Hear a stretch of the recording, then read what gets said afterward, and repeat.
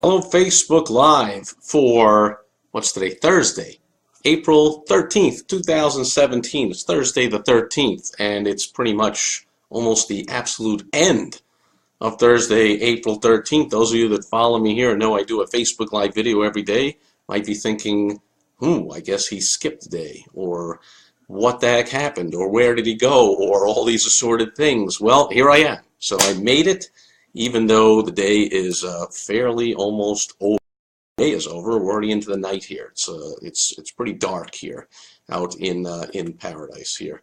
It was a spectacular day. My beautiful wife Michelle was like, "Oh, was it hot there in your office?" I'm like, "It's perfectly beautiful." She's like, "No, because it was 94 degrees out." I'm like, "Wow, very nice. Didn't even notice. Felt like it was 70 or whatever." We got a nice, because the we're situated and got a mountain behind us. We're kind of in the shade and whatever. I mean, it was very pleasant. Now it will get up to 110, 115 over the summer, so I guess that'll be a slightly uncomfortable. But it was a spectacular, beautiful day. Anyway, I digress. Let me get to the point. So, I spoke yesterday about a conversation I had with somebody when I attended a live seminar for entrepreneurs on Monday. Well, here's another conversation I had, and this one was with a client of mine who had never heard of this concept before. At least he was, took notes, and he remarked afterward and said, "Yeah, that was something cool I learned," or whatever. So I thought, wow, I heard of that. I thought everybody had. So I figured in one of these Facebook Live videos, one of these days, I ought to share it, and today is the day. Oh, by the way, reason I'm so late coming on here today, not only did I have a crazy, crazy day with multiple deadlines going on, then I found out some things I got to deal with.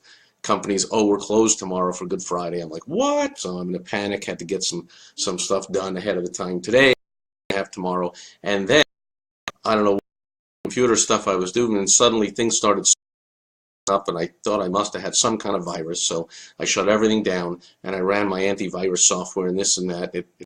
A couple of typical things you get from an emails, provide, I don't know, it was some non-malicious whatevers, and I'm like, well, great, but that was 2 hours of not being able to do anything with the computer down, not being able to do anything except eat dinner and hang out with my beautiful wife Michelle, which is actually fantastic. However, I hadn't yet shot my Facebook Live videos. Now all that stuff is done running. Here I am, and let's go. So here's the topic today. It is about mastery. Okay, and if you've heard of this before, then of course, now's the time to stop watching, because it's based on something called the 4 stages of learning that came out by some, PhD, whatever, something around way back in the 70s. So it's like, 40-year-old concept now, and from what I learned the other day, even some real top performers haven't even heard of this. So I just wanted to share it. And since I specialize in marketing for business owners, I'm going to talk about it in that way. Okay, so let's take marketing, let's just say marketing for small business owners. So here are the 4 stages of learning. And I printed this out off the computer, so we now have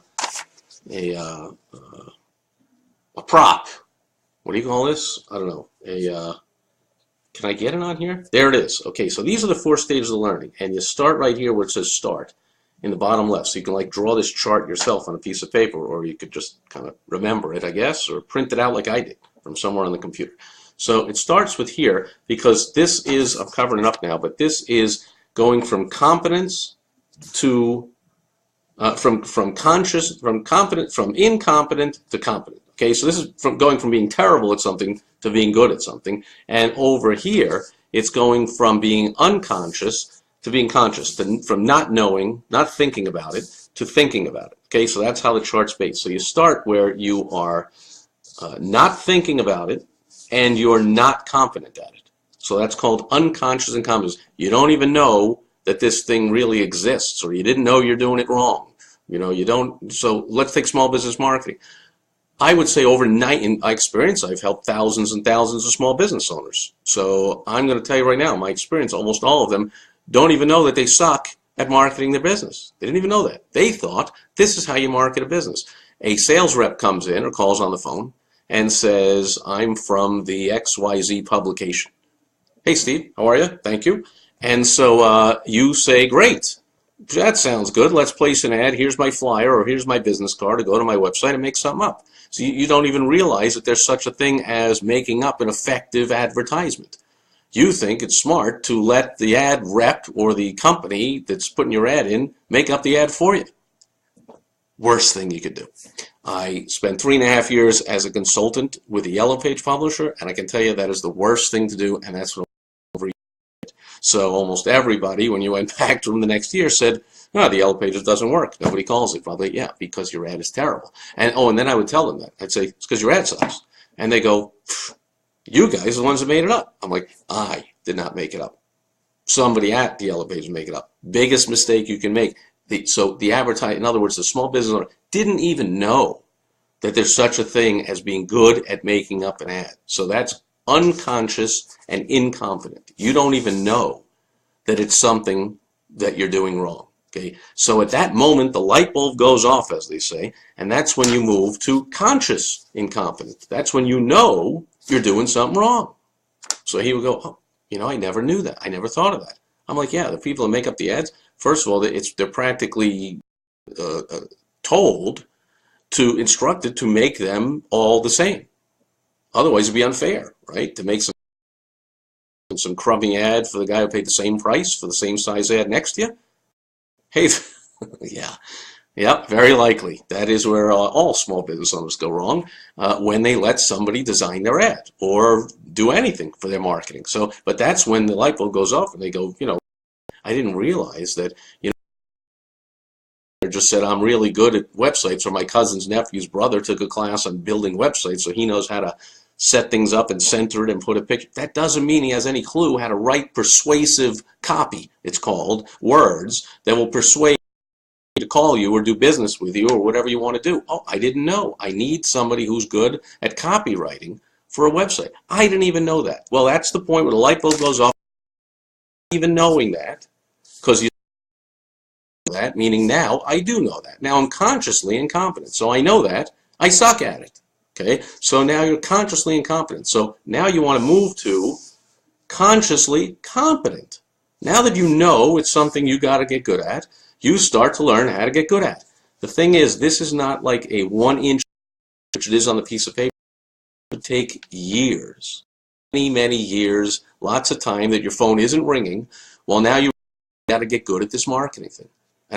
On here, and Phil would tell you that it took him years from finding out that, man, there is such a thing as good marketing for a small business owner. Wow, then I better get good at it, and Phil is good at it, but it took years. It took years for me, and I don't know anybody that did it fast or mastered anything. You can do this about anything. We just watched the golf tournament last week, and how does that guy, hit the ball, sink the putt with 1 million people watching or whatever? Because, he's not even, it's automatic. Okay, but there was a time where he had to, like me, playing golf. And speaking of Phil, Phil has invited me very nicely to play in some fantasy golf some charity golf tournaments over the years. And he knows that when I play golf, I'm sitting up there at the tee and I'm thinking,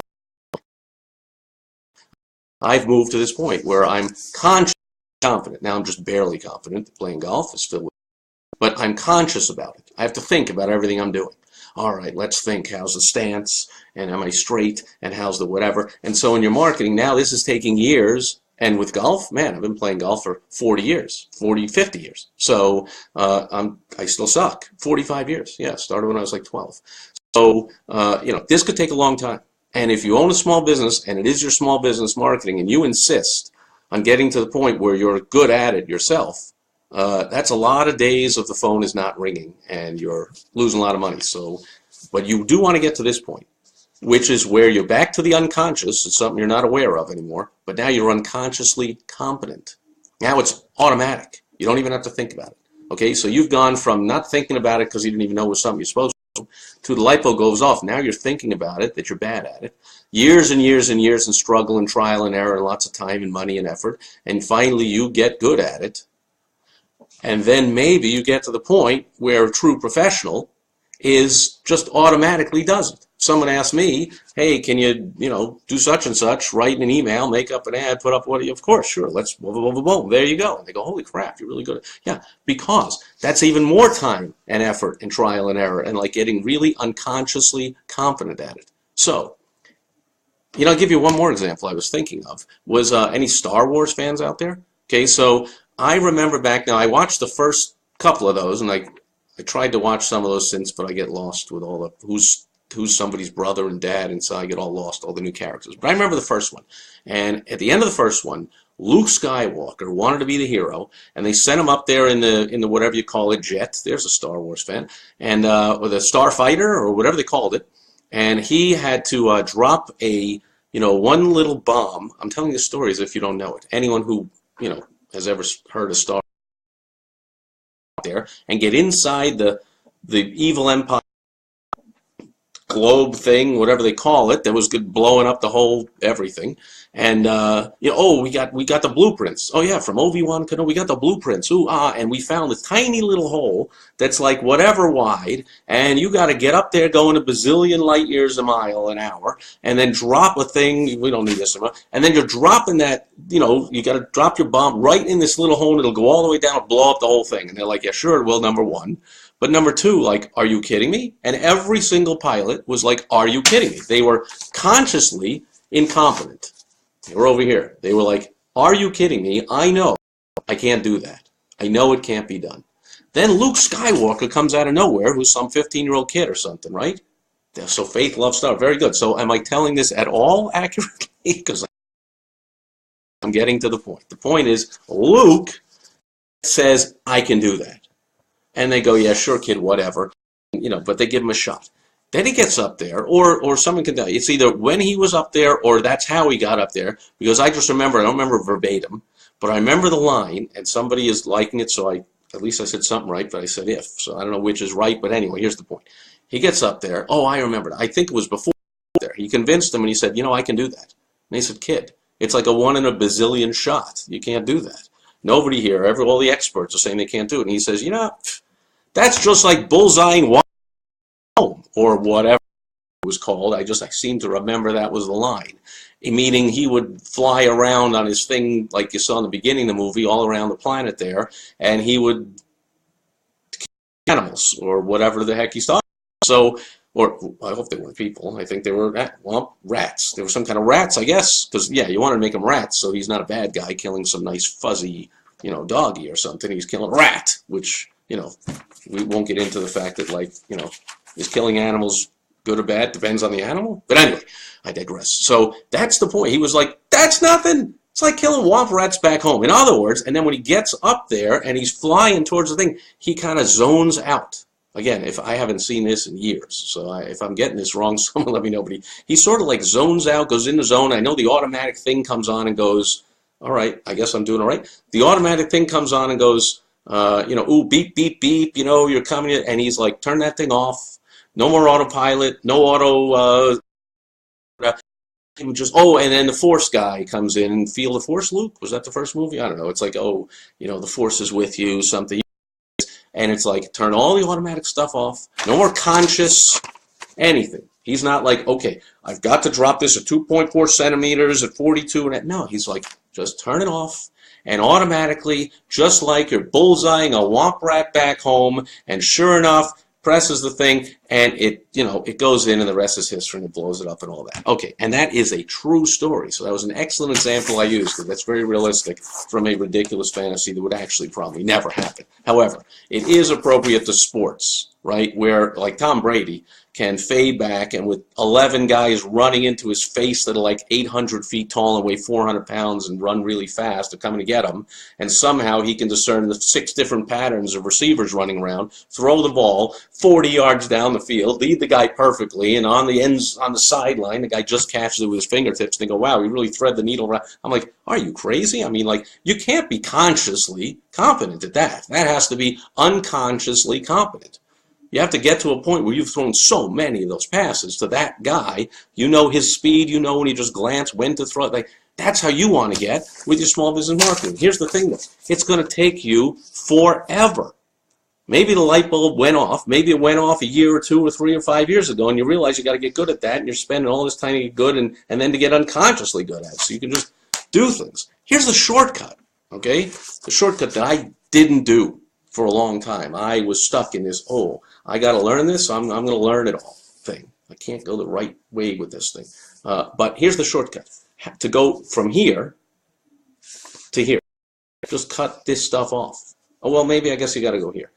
Got to get to the point where the light bulb goes off and you go, oh, I didn't know there's such a thing as an effective message in my ads or my emails or social media or whatever it is. I didn't realize that.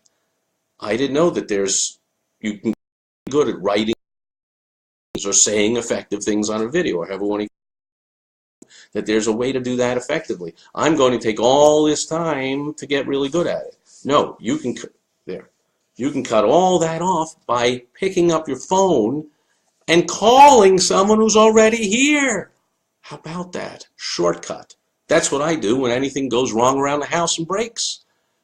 Once in a while I make the mistake of idiotically, gee, I didn't even know that thing was about to go. I don't know anything about washers and dryers. I didn't know that thing was about to go. I should have, if I was a washer dryer guy, I would have known by that noise. But the thing went, and then I said, okay, now I know, I got to get it fixed. So I have like gone onto YouTube and watch a video or go to Home Depot and ask the guy, oh yeah, you need 2 of these and 1 of these and this special tool and whatever.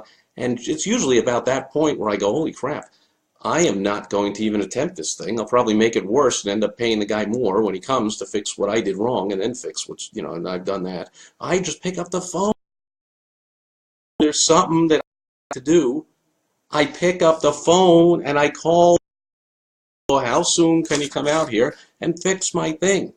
So that's the shortcut, folks. Okay, you can either do it the long, hard way like I did, spend a lot of money, a lot of time. I flew around to all the conferences, all the books, I had 30 bookshelves, floor to ceiling, all the courses, all the notes from all the things, went on all the webinars, everyone's email list, bought all the products, joined all the mastermind groups and shared ideas with people, ran mastermind groups, got all kinds of ideas from people showing their stuff and running those groups, and ran over 300 events for small business marketing and got the questions and answers from everybody and was teaching it. You learn more by teaching than you do by doing or by being the student. So, man, I took years. I learned all this stuff. I got to the point where I'm unconsciously confident.